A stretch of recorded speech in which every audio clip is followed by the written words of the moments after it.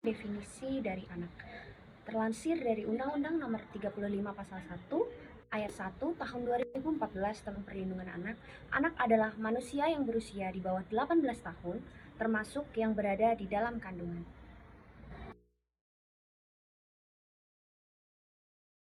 Definisi obesitas pada anak. Menurut WHO, obesitas pada anak adalah kondisi berlebihnya lemak di tubuh anak yang bisa meningkatkan risiko penyakit jantung, diabetes, dan juga stroke. Adapun penyebab umum anak mengalami obesitas, yang pertama ada gaya hidup, seperti makan dalam porsi besar, makanan junk food, serta kurangnya aktivitas fisik. Yang kedua ada lingkungan, yang ketiga ada genetik, yang keempat ada obat-obatan, yang kelima ada kondisi medis seperti kelainan hormonal, penyakit bawaan seperti Turner syndrome dan Down syndrome. Yang keenam ada usia rentan terkena obesitas. Berdasarkan hasil survei tahun 2016, dan sekitar 340 juta anak dan remaja 5-18 tahun mengidap obesitas. Berdasarkan perbandingan INT, dan usia anak pada 5-12 tahun khusus obesitas meningkat dari 8,8% pada 2013 menjadi 9,2% pada 2018. Selanjutnya ada klasifikasi obesitas. Yang pertama, klasifikasi berdasarkan indeks berat tubuh atau IMT digunakan untuk menilai status gizi seseorang dengan menghitung perbandingan berat badan dalam kilogram terhadap tinggi badan kuat badan. Yang kedua, klasifikasi berdasarkan persentase lemak tubuh selain IMT. Persentase lemak tubuh juga digunakan untuk memberikan gambaran lebih rinci mengenai distribusi lemak tubuh khususnya pada pria. Yang ketiga, klasifikasi berdasarkan pengukuran antropometri lainnya. Pengukuran seperti lingkar pinggang dan lingkar leher memberikan informasi tambahan yang bisa melengkapi penilaian berdasarkan IMT, terutama dalam hal risiko kesehatan yang lebih spesifik seperti penyakit kardiovaskular. Manifestasi klinis obesitas. Untuk tanda dan gejala obesitas itu yang pertama kita bisa melihat tanda fisik. Untuk tanda fisik ini kita bisa melihat kelebihan berat badan. Jadi anak yang memiliki obesitas itu terlihat lebih gemuk dibanding sama anak lainnya. Itu bisa kita lihat dari indeks massa tubuh. Terus ada akumulasi lemak. Lemak yang menumpuk di area seperti pada paha, pada pinggul, dan pada leher. Terus ada strabismus, ada kulit yang menebal dan gelap, ada wajah membulat dan pipi yang tembam. Yang kedua itu ada tanda sosial. Nah, tanda sosial itu yang pertama ada stigma sosial. Stigma sosial ini anak mungkin mengalami bully atau penilaian negatif dari teman sebayanya. Dan yang kedua itu ada keterbatasan dalam kegiatan. Nah, si anak ini dia menghindari kegiatan fisik atau olahraga karena merasa malu dan tidak nyaman. Selanjutnya ada gejala psikologis. Nah, gejala psikologis ini yang pertama ada tidak percaya diri. Nah, kondisi ini dapat mempengaruhi kesejahteraan psikologis dan emosional anak.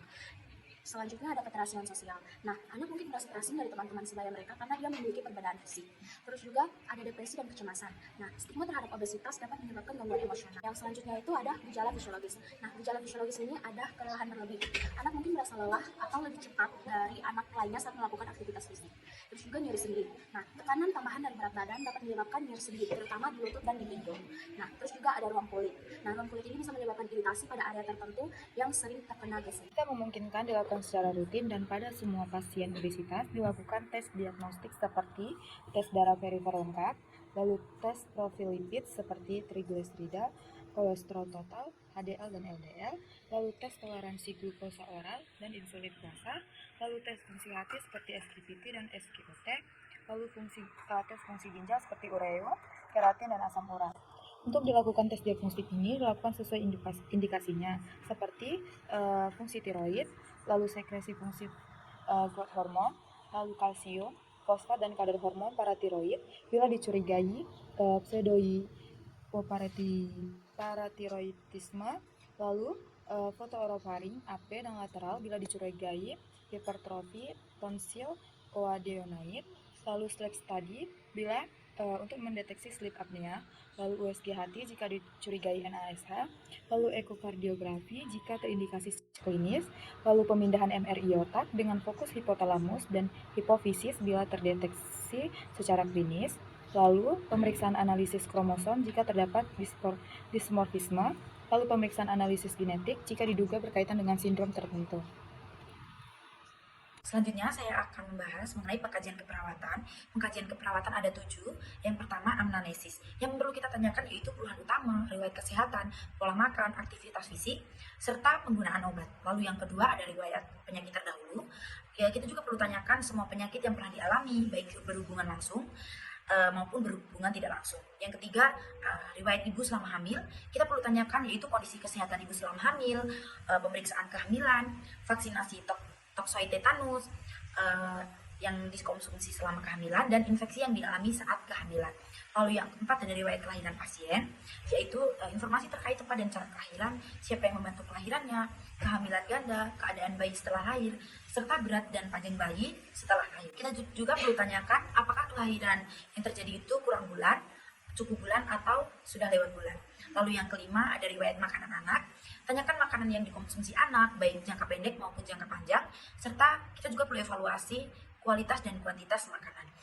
Yang keenam yaitu riwayat imunisasi. Kita perlu tanyakan status imunisasi dasar dan booster, yaitu hepatitis B, polio, BCG, DPT, campak, Haemophilus influenza tipe B, serta kita juga perlu mencatat tanggal dan tempat imunisasi jika memungkinkan. Yang selanjutnya yaitu riwayat tumbuh kembang. Kita perlu mengevaluasi pertumbuhan anak dengan kurva berat badan, tinggi badan, yang sesuai umur, serta kita juga perlu menelaah perkembangan apakah sesuai atau terdapat penyimpangan. Selanjutnya itu anatomi anak dengan obesitas. Yang pertama itu distribusi lemak. Anak dengan obesitas sering mengalami akumulasi lemak visceral, terutama di daerah abdomen, yang dapat menyebabkan perubahan pada bentuk tubuh seorang anak. Yang kedua itu ada ukuran organ. Obesitas dapat menyebabkan pembesaran organ seperti hati dan juga jantung. Yang ketiga itu ada sistem muskuloskeletal. Obesitas meningkatkan beban pada sistem muskuloskeletal, berisiko terhadap kelainan tulang dan juga sendi. Fisiologi anak dengan obesitas. Yang pertama itu ada metabolisme. Obesitas pada anak sering dihubungkan dengan resistensi insulin yang dapat meningkatkan risiko diabetes tipe 2. Yang kedua itu ada sistem kardiovaskular.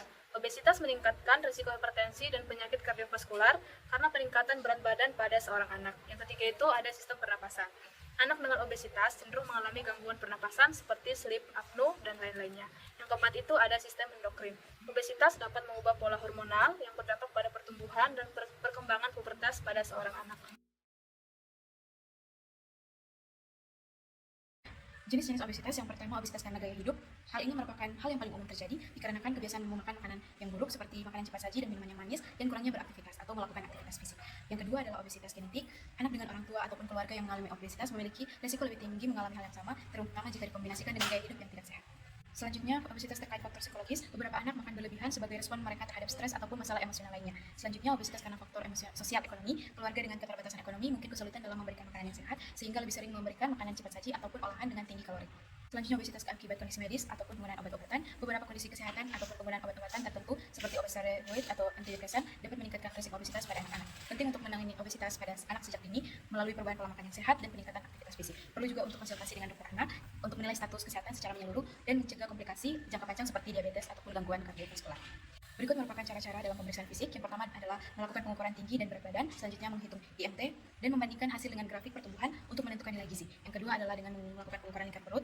Ini diperlukan untuk menilai obesitas sentral yang merupakan penumpukan lemak pada area perut. Selanjutnya adalah pemeriksaan tanda vital yang meliputi pengukuran tekanan darah, suhu, detak jantung untuk menilai kesehatan umum. Selanjutnya pemeriksaan terkait riwayat kesehatan dan pola hidup seperti mengajukan pertanyaan tentang kebiasaan aktivitas fisik, pola makan, kebiasaan dalam mengonsumsi alkohol ataupun dalam merokok, penggunaan obat-obatan ataupun riwayat keluarga. Selanjutnya, yang kelima, yang terakhir, pemeriksaan fisik umum yang melakukan pemeriksaan fisik umum untuk mendeteksi apakah adanya komplikasi terkait obesitas seperti masalah pada pernapasan ataupun gangguan ortopedi.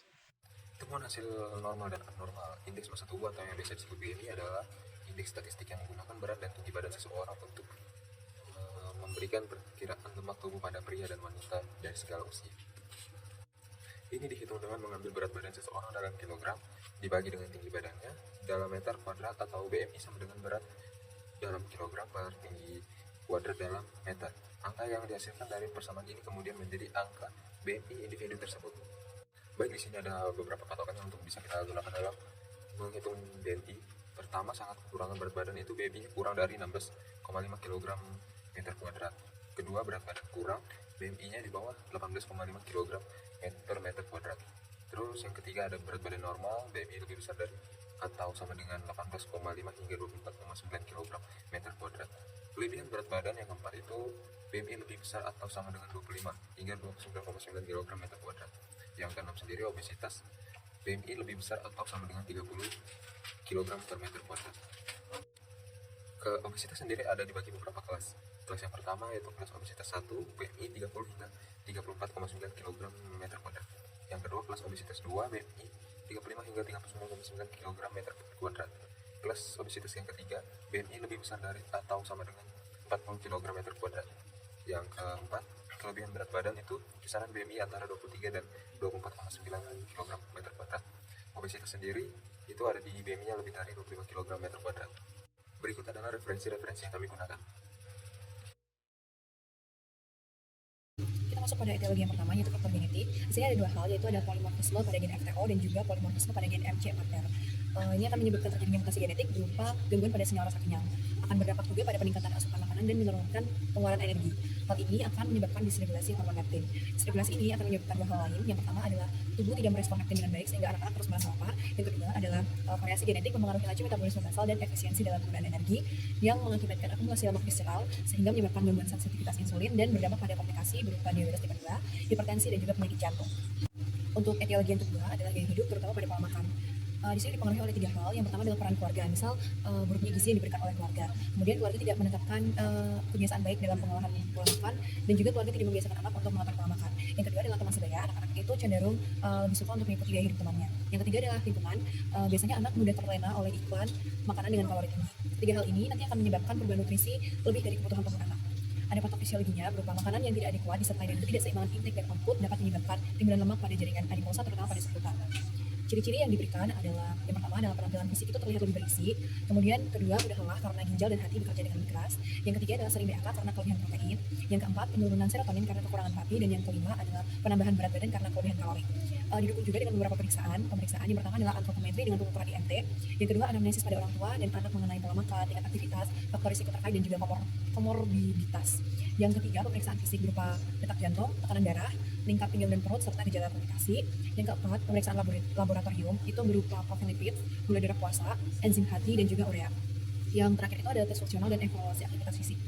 Hal ini dari etiologi yang pertama dan kedua akan terfokus penyebab obesitas pada anak itu adalah intake yang lebih besar daripada output.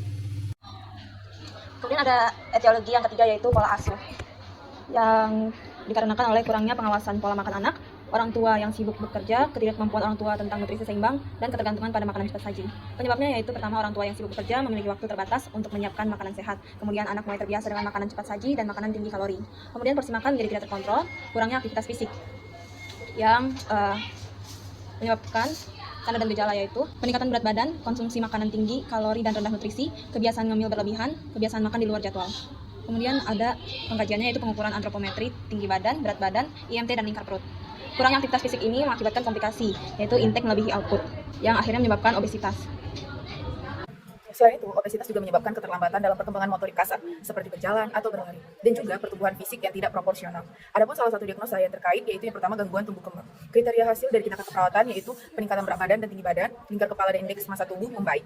Observasi yang dilakukan yaitu mengidentifikasi kebutuhan khusus anak, kemudian terapeutik, memfasilitasi hubungan anak dan interaksi dengan anak lain, kemudian mengekspresikan perasaannya secara positif. Dan yang terakhir yaitu edukasi, ajarkan sikap kooperatif. Selanjutnya, obesitas, yaitu penumpukan lemak tubuh yang berlebihan. Kriteria hasilnya yaitu lipatan kulit membaik. Adapun observasi yang dilakukan yaitu mengidentifikasi kondisi berat badan, kemudian terapeutiknya menghitung berat badan ideal, dan edukasi hubungan asupan makanan dan aktivitas fisik.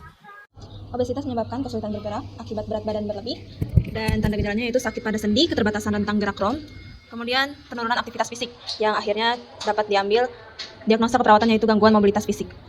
Dengan luarannya itu setelah dilakukan tindakan keperawatan selama 1x24 jam, gangguan mobilitas fisik pasien dapat teratasi dengan kriteria hasil, pergerakan aktif ekstremitas meningkat, rentang gerak sendi atau rom itu meningkat, kemudian cemas menurun, gerakan terbatas menurun.